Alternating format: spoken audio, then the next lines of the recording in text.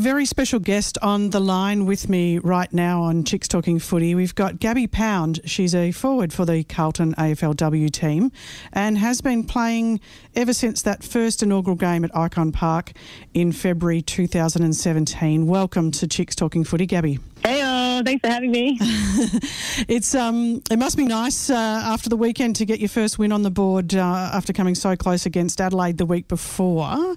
How's the feeling in the team at the moment? You've got some momentum behind you? Yeah, some good vibes going at the moment. I think there's a build-up from the first two rounds, so it was great to get that reward for effort. Yeah, absolutely. I saw the video of the girls jumping up and down in the change room, so there seemed to be some excitement going on. Yeah, I think it's been over a year, I think, since Carlton has won a game, coincidentally against GWS. So, yeah, we were pretty pumped about it. So you must be their Achilles heel. yeah, I think so. And they're not happy about it. Yeah, they're probably not happy about it. Now, Bree Davey, having her back this year after her doing her knee last year, must be good to have her back on the park as well. Oh, fantastic! I think not only her skill set, but also her leadership on the field also just brings such a big difference to our team. It's great to have her. Yeah, she seems like such a great leader and does a lot of great work off the field as well. So we're a big fan of Bree Davey on our show. We all are. Yeah, I bet you are. Now, there's been a lot of talk this week about the conferences. So, obviously Conference B not being quite as strong as Conference A at the moment. Does that get discussed a lot at the club, or do you just wash all of that off and just keep playing footy? How does that? What's the feeling there? I don't know. I guess it depends which team you are, which conference you are, but I think it probably benefits Conference B. So we haven't really discussed it much, but I think we could really play it into our hands. Yeah, it'll be interesting to see how that all evolves over the next few weeks. I think Conference A are playing each other a bit more and Conference B are playing each other a bit more, so it might balance that conference out a little bit. So you personally, you're a bit of a veteran in AFLW circles. You've been playing since that very first game at Icon Park that we will all always remember. What's your focus personally for the season? It makes me feel a bit old. No, I think you're only about 24, aren't you? Yeah, I'm 24. It's been such a fantastic experience and loving every minute of it, and just keep working on improving my game. There's always something to improve or be better at. It's, AFLW, the comp itself just keeps getting better and better, so you need to keep up with that. Yeah, that's right. The skill level this year has you could see it's just gone to a whole new level. It's been so enjoyable to watch this season as well, just as that started to happen more and more. Even we've noticed the scoring has gone up something like 12% or something this year. So, probably Carlton, I think. Yeah, well, that's right. And I know your team's got about half a new lot of girls too. Is that right? I'd say just over a third, I think, new girls.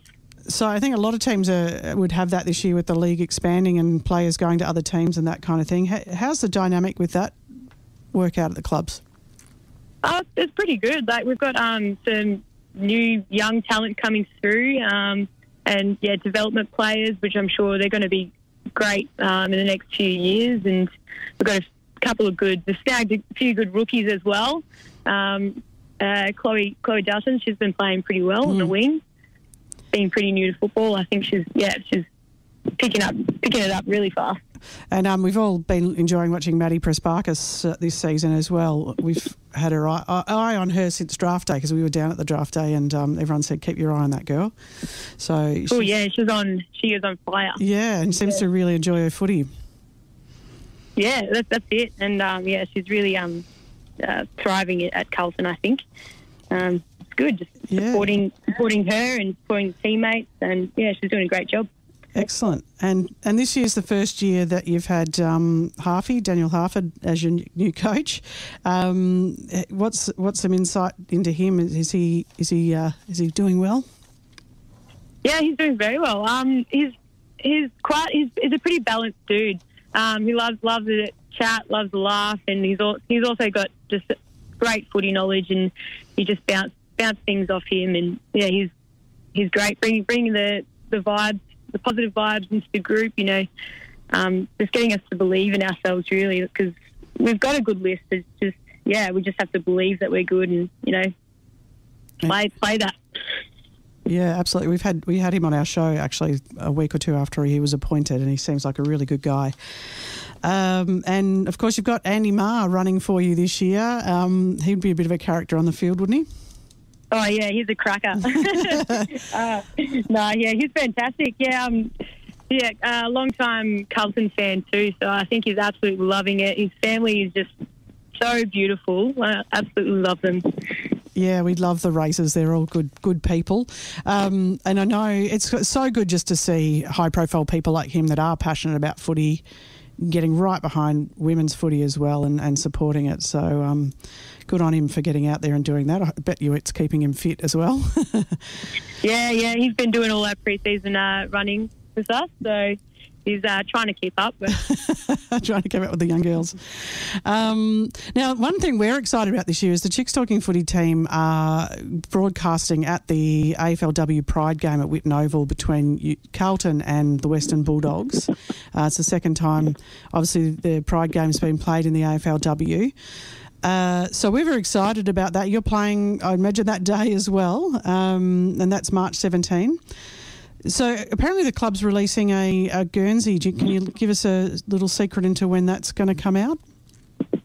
Oh, to be honest, I have no idea. But keep our eye on that. It's going to look good when it comes out, though. I think we had a comp a little while ago calling graphic designers to design it. I saw that, Yeah. I can't wait till it comes out. I'm not sure myself. Yeah, well, they must be keeping it tight-lipped then. And I know last year Darcy Vesio designed your Pride Guernsey. Looking forward to seeing what comes out of this year, and hopefully you discover a whole new graphic designer for the club. Yeah, maybe. No, I'm pumped about it. It's going to look pretty cool and colourful, I assume. Yes, exactly. So get down to that game too. We're going to be pumping that game on our show a lot over the next couple of weeks. But coming up in the next round, round 5, or is it round 4? Round 4, we've got Geelong. You've got Geelong this week down at the Cattery. What does Carlton need to bring to beat the Cats down there? I think our brand of football we've been trying to play is just an open, fast game. So I think if we just open them up through that, pressure at the source, I think just work hard at that, and I think it'll all flow from there. Yeah, well, I certainly hope for a good game down there as well. It's I think the Geelong Pride are also doing a Guard of Honour, so big. Oh, great! Yeah, big game down there. So look, thanks so much for the chat today, Gabby, and good luck against the Cats. I'm a Hawk supporter, so I like watching the Cats lose. And good luck with your season. I'm enjoying watching the Blues play. Thank you so much for having me. Thanks, Gabby.